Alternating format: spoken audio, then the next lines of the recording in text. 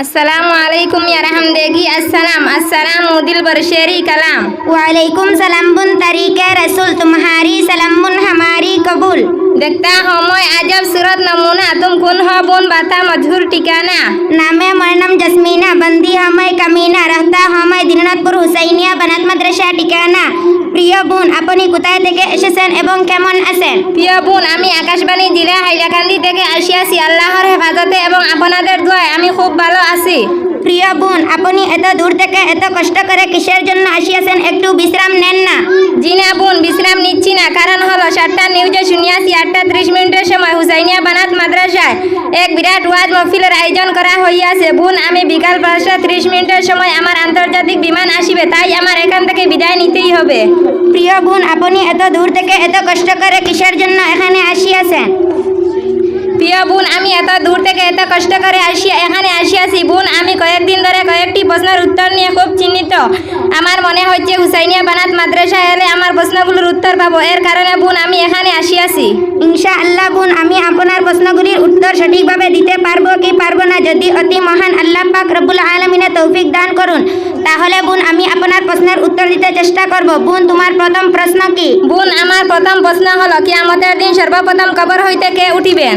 বোন তোমার প্রথম প্রশ্নের উত্তর হলো কিয়ামতের দিন সর্বপ্রথম কবর হইতে উঠিবেন হযরত মুহাম্মদ মুস্তাফা সাল্লাল্লাহু আলাইহি ওয়াসাল্লাম।